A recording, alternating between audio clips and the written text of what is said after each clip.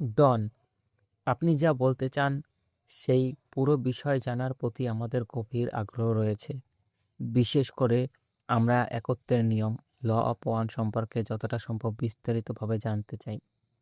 তো ডন বলছেন যে আপনি যেটা শেখাতে চান সেটা আমরা খুব ভালো করে শিখতে চাই। আর বিশেষ করে ল অফ ওয়ানটা আমরা ভালো করেই শিখতে চাই।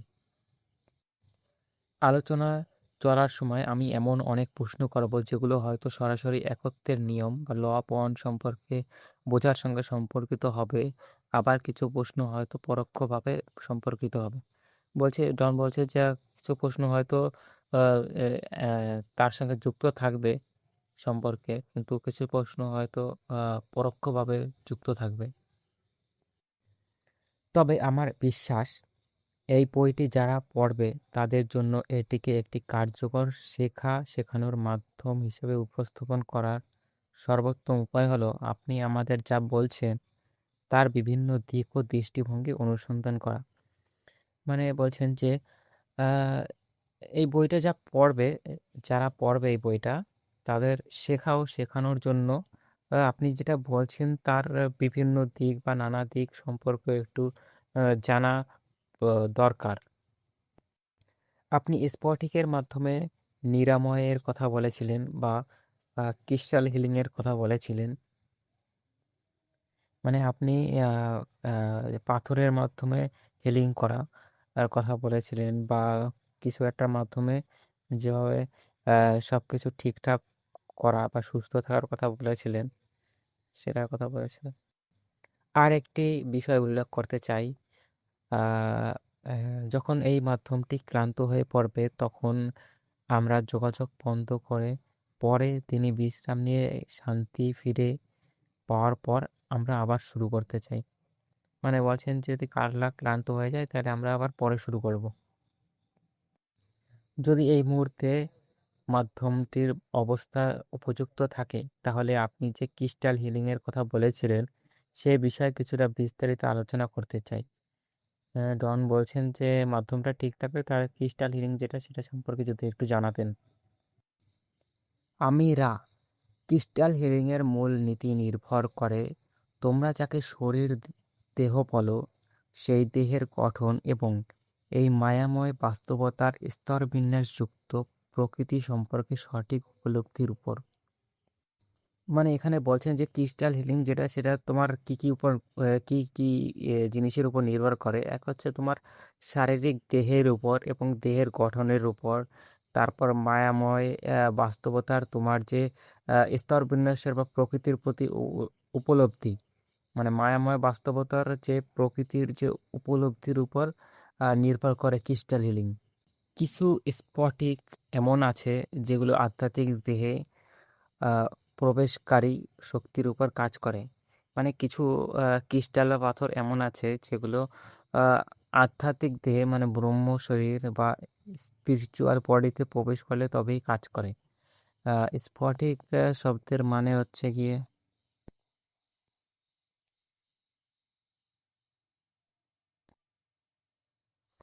একটি স্বচ্ছ শুভ্র নির্মল খনিজ পদার্থ যার অণু কণাগুলো একটি সুনির্দিষ্ট ও সুন্দর জ্যামিতিক আকারে সাজানো থাকে। একে বিজ্ঞানের ভাষায় কেলাস বলে।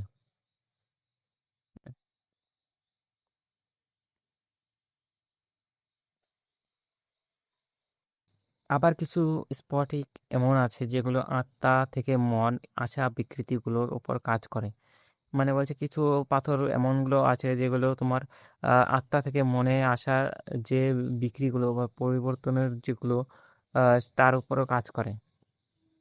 এছাড়া এমন স্ফটিকও আছে যেগুলো মন ও দেহ এর মধ্যেকার বিকৃতিগুলো ভারসাম্যপূর্ণ করতে ব্যবহৃত হয়।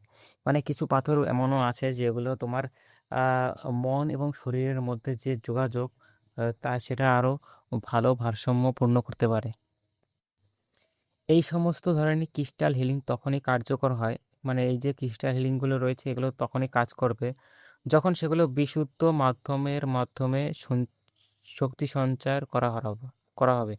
মানে যখন এগুলো বিশুদ্ধ মাধ্যমের সাহায্যে সেগুলো শক্তি সঞ্চয় করবে, মানে যে করবে তার অনেক পবিত্র হতে হবে, বিশুদ্ধ হতে হবে। যে নিরাময়কারী স্ফটিক নিয়ে কাজ করেন তার নিজের চেতনা যদি পর্যাপ্তভাবে স্ফটিকের মতো স্বচ্ছ ও পরিশুদ্ধ না হয়, মানে যে বলছে যে এই স্ফটিক নিয়ে বা ক্রিস্টাল হিলিং নিয়ে কাজ করবেন তার যদি মন পরিষ্কার না হয়, কাচের মতো না হয়, পরিশুদ্ধ না হয়, তারপর বলছেন তাহলে সেই স্ফটিক যথাযথভাবে শক্তি সঞ্চিত হবে না।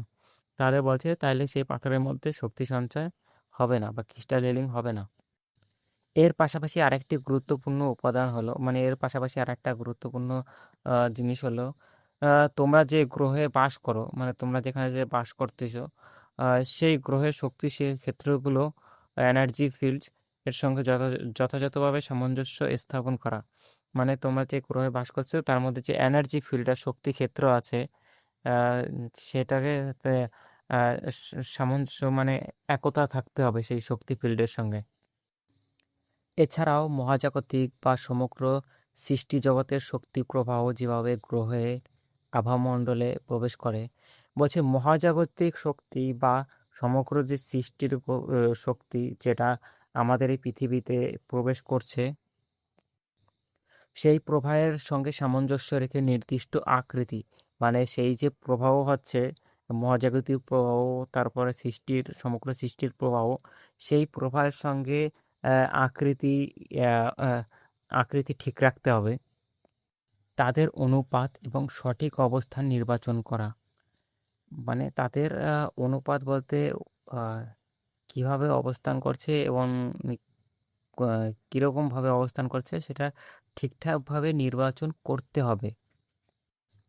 এই বিন্যাসগুলো নিরাময় ও ভারসাম্য ফিরিয়ে আনার প্রক্রিয়ায় সহায়ক হবে বলে বিবেচিত হয়। মানে তোমার যে আহ, বিকৃতি হয়েছে বা পরিবর্তন বা উল্টাপাল্টা হয়ে গেছে, যে এই পদ্ধতিগুলো সাহায্য করবে তোমাকে সঠিকভাবে আবার ভারসাম্য ঠিকঠাকভাবে করে দেওয়ার। কোন পরিস্থিতিতে কোন স্ফটিক ব্যবহার করা উচিত তার সব বিস্তারিত আলোচনা করতে গেলে এই মাধ্যমে উপর অতিরিক্ত চাপ পড়বে। রা বলতে চাইছেন যে তোমরা যদি এটা জানতে চাও যে কোন পাথরটি কখন ব্যবহার করতে হয়, আহ, এটা জানতে গেলে এই মাধ্যমের উপর অনেক চাপ পড়বে, মানে কালার উপরে অনেক চাপ পড়বে। তবে তোমরা চাইলে ভবিষ্যতে কোনো সেশনে এই বিষয়ে আমাদের প্রশ্ন করতে পারো। রা বলছে চাইলে তুমি তাইলে ভবিষ্যতে কখনো সময় হলে তাইলে তুমি এটা সম্পর্কে জিজ্ঞেস করতে পারো। সঠিক স্ফটিক নির্বাচন করা অত্যন্ত সূক্ষ্ম ও গুরুত্বপূর্ণ বিষয়। রা বলছেন যে সঠিক পাথর বা সঠিক ক্রিস্টাল আহ, ব্যবহার করা অত্যন্ত গুরুত্বপূর্ণ বিষয়। প্রকৃতপক্ষে একজন বিশুদ্ধ মাধ্যম যিনি একের প্রেম আলো দ্বারা পরিপূর্ণ, তিনি প্রায় যে কোনো ধরনের প্রয়োগে হীরা বা রুবি এর মতো স্ফটিকও ব্যবহার করতে পারেন।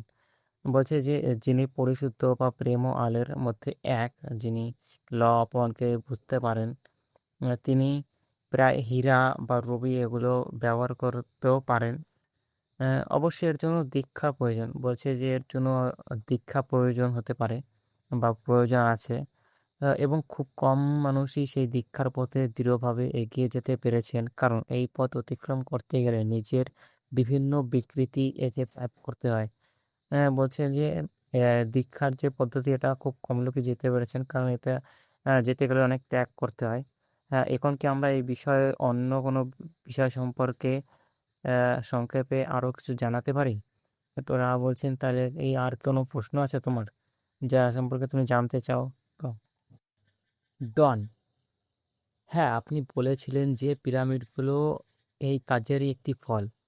আপনি কি এ বিষয়ে একটু বিস্তারিত বলতে পারবেন? পিরামিড নির্মাণের জন্য কি আপনারাই দায়ী ছিলেন?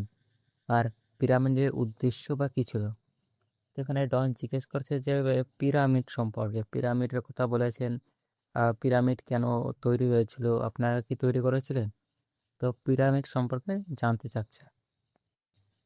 আমি রা, বৃহৎ পিরামিডগুলো একের শক্তি ফোর্স অফ ওয়ান ব্যবহার করার আমাদের ক্ষমতার মাধ্যমে নির্মিত হয়েছিল। মানে বড় বড় যে পিরামিডগুলো তৈরি হয়েছে সেগুলো ওনাদের রায়ের ক্ষমতা বা রাজাদের ক্ষমতার মাধ্যমে তৈরি হয়েছিল। পাথর জীবন্ত, রা বলছেন এখানে যে পাথরগুলো জীবন্ত। তোমাদের সংস্কৃতির মন, দেহ, আত্মা সমষ্টির উপলব্ধিতে এই বিষয়টি এখনো যায়নি।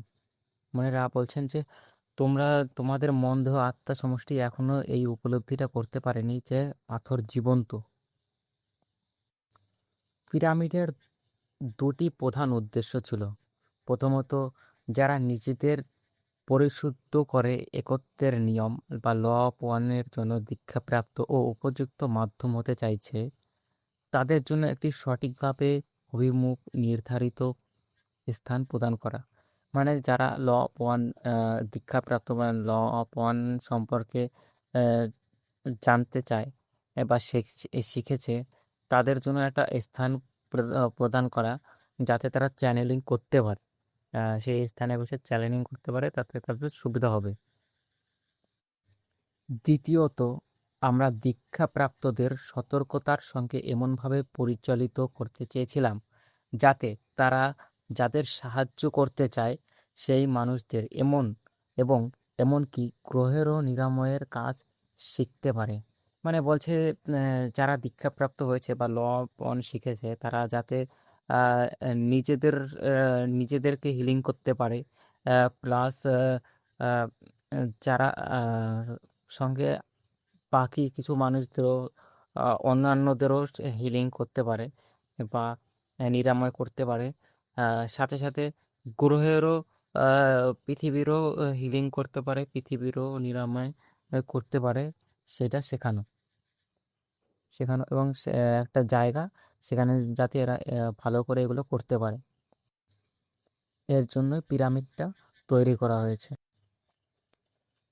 একটির পর একটি পিরামিড যা স্ফটিক এবং দীক্ষাপ্রাপ্ত ব্যক্তির মাধ্যমে শক্তি সঞ্চারিত হতো এমনভাবে নির্মিত হয়েছিল যাতে একক সৃষ্টি ওয়ান ক্রিয়েশন আগত শক্তিকে গ্রহের মন, দেহ, আত্মা বহু ও বিচিত্র প্রকৃতির সঙ্গে ভারসাম্যের আনতে সাহায্য করত।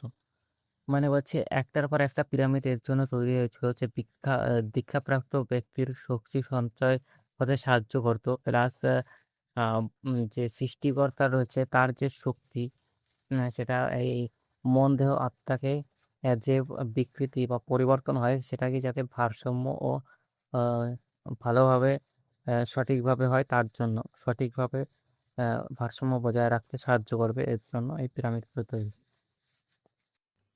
এই প্রচেষ্টার মাধ্যমে আমরা সেই কাজকে এগিয়ে নিয়ে যেতে পেরেছিলাম যা এর আগে কনফেডারেশনের আমাদের অন্যান্য ভ্রাতৃসম সত্তারা